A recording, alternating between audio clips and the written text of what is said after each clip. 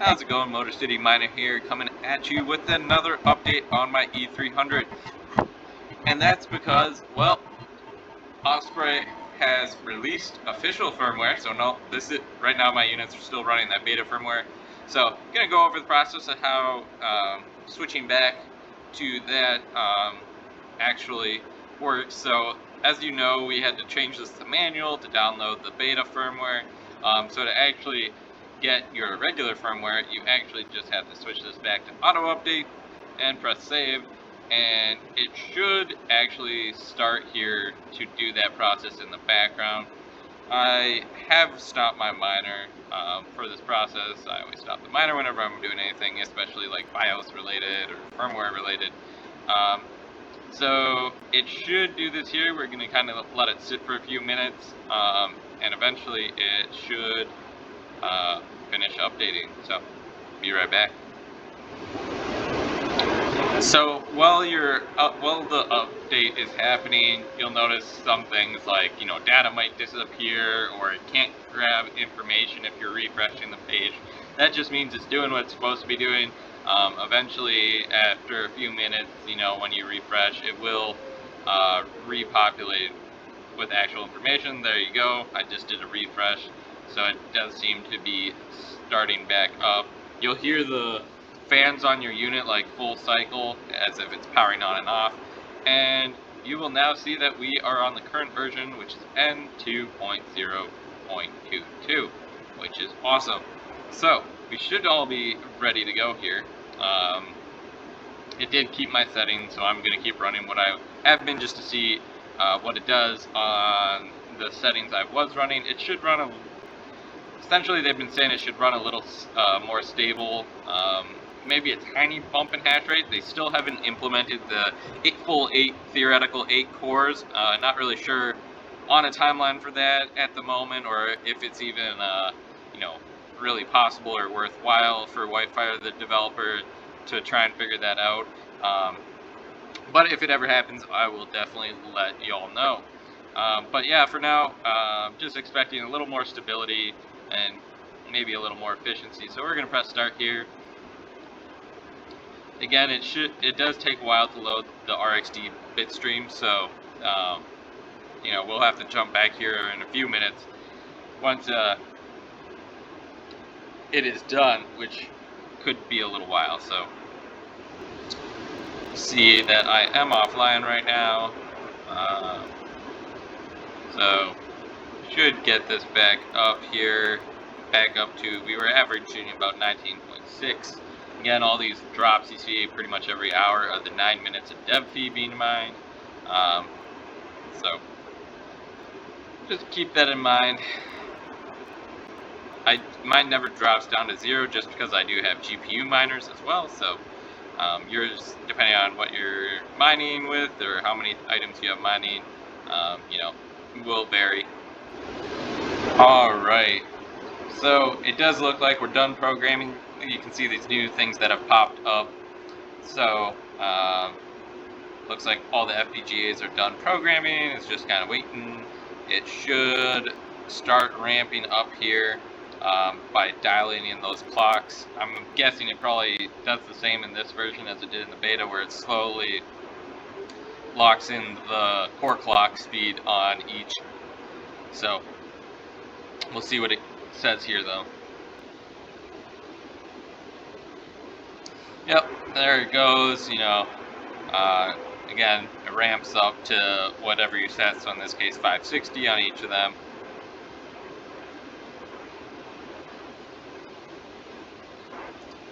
And we should be mining here very shortly. Connected to the pool, and we should start seeing some information here. There it is, found a good share, got a nice little yay there. You can see our clocks have set, our core voltages are set, and yeah, just mining away, getting good shares submitted.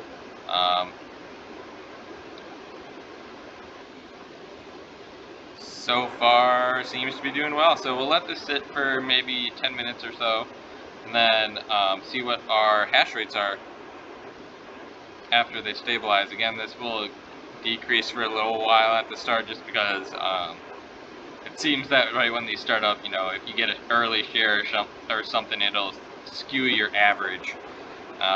So it's not really a good indicator of what your actual hash rate is right off the bat. You can see that our E300 has shown back up on the pool side, so it'll take a little while for this current hash rate and average hash rate to get back up to where they should be, but you know, it's a work in progress as always. So hopping on over to the Osprey software though, you can see that now that we've been running for a good 5 minutes or so, we have kind of stabilized around pretty much where we were, that 10.3 mark. Been kind of hovering around that 10.2 to 10.3, which is what we were seeing prior. We did get 2 bad shares quickly on one of the FPGAs, but in my experience so far with the RXD Bitstream on this is usually in the first 10 minutes there seems to be more hardware errors than normal, and then it slowly you know, stabilizes and whatnot. It is lower than I think it was on my other one, which actually was the opposite. I want to say FPGA 1 had no errors, and the other 2 would get like, you know, maybe 5 or 6 or 8 off the bat and then stop having any. So seems like it's definitely seems to be more stable right here in the first 5 minutes. But yeah, so we'll let it sit for another 5 minutes, and then I am gonna see if I can maybe try something a little higher, or see if, you know, there's stability at higher clock speeds, which I wasn't having any luck with that prior, but maybe with this new update there is. So gonna try that here in about 5 minutes. Alright, so it has been about another 5 minutes, and you can see that we are hovering a little higher now, like closer to 10.8 to 11, and I've been seeing that for about 5 minutes. So maybe there have been a little bit of hash rate improvements. Really, it's still too small of a sample size to really know for sure. We really won't know until we have our 24-hour comparison. So if you remember right, on the pool side, I was averaging over 24 hours about 9.2 gigahash after the dev fee, so I am curious to see what this will be. I do think I'm going to try upping the clocks though now, just to see if we really start hitting some errors. So going to give that a go here.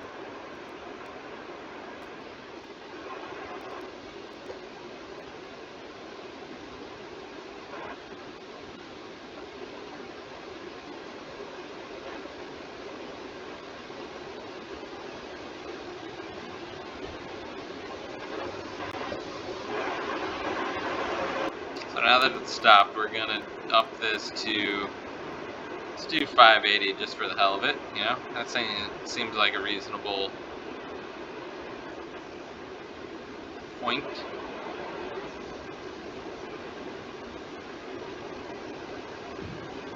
We're gonna press start.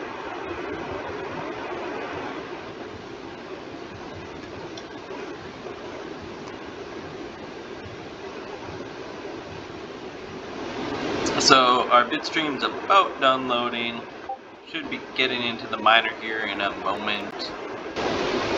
So out the gate, looks like we're getting a lot more hardware errors. So looks like we're still lacking stability at this higher clock. I'm gonna try one more time with the even higher core voltage and see if that rectifies the issue. In the past, I wasn't having any luck with that, but maybe with this update, it will. I will say that these numbers are generally lower than I was getting. Like, I know it would just be like, you know, half the share is bad. So we will give this a go, but we're gonna up some voltages a little bit. So Right now we're at 800. I think 820 was kind of my thermal point where I was, when I was trying all this, that you know, I didn't really want to go beyond 820, which kind of made the chip hover around, if I remember right, like right around 70. Again, 80 is my max temp that I set for everything, so I'm sure it'd be fine running a little warmer, but I just don't like to put that extra wear and tear on my equipment. At least if outside of testing purposes, you know, I do like to initially try and see what the max my stuff can do, and in that regard, 850 was about the highest I could go before I started hitting the 80 degree temp in my testing prior. So we're gonna put this at 820 and see if we can get a stable core clock here. Alright, so we're gonna press start here. We're still gonna have that 580 and just see if we can get it stable, which would still be 20 megahertz faster than we were in the prior version of this Bitstream. So if this can be stable, that'd be cool. Again, power is not really a big issue for me, so I like high yield in my current power situation. So that's what I'm. So after a bunch of trying a bunch of different combinations of core clocks and voltages, I think I've settled for now on this 560 with a, it says 0.78, but it's actually 800 millivolts in the actual firmware. It seems to be doing pretty well.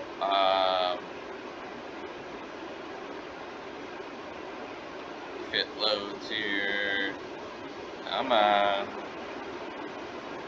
seems to be pretty stable, pretty decent hash rate, a little bit higher than what I was prior to this update. Did try going higher, but just couldn't find anything stable or worthwhile. So I'm gonna leave it here for you know, 24 hours and see how we do on the pool. Again, we were averaging, it won't say it now just because it's offline, but we were averaging 9.2 with the old firmware over 24 hours. So curious what we'll see with this.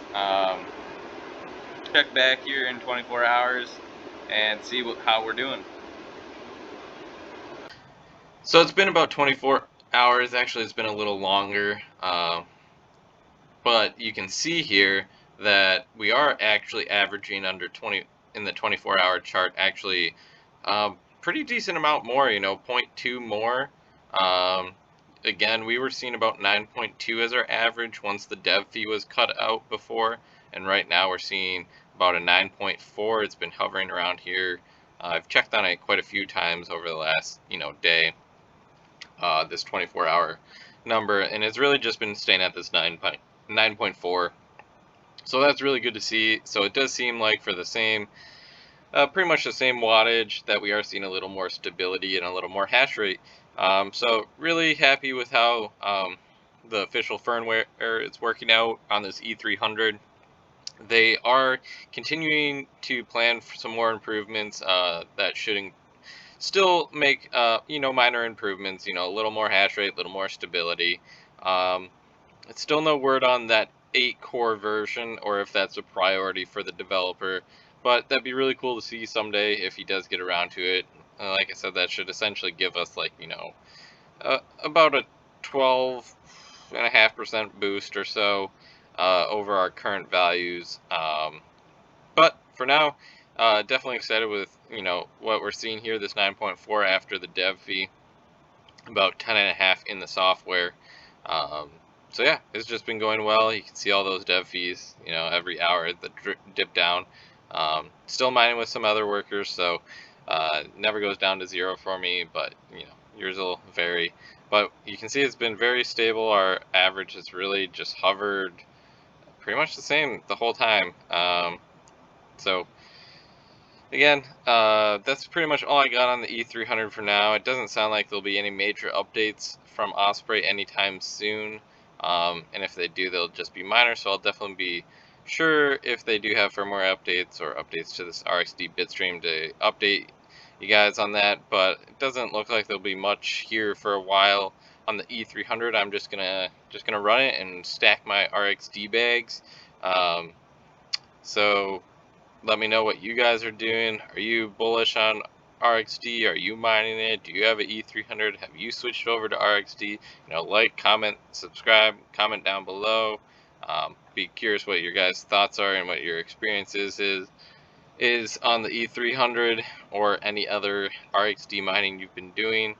So with that, I'll leave the E300 behind for a little while on the video front, unless you guys have any specific requests. So hit me up if that is the case. And that's really all I got. Until next time.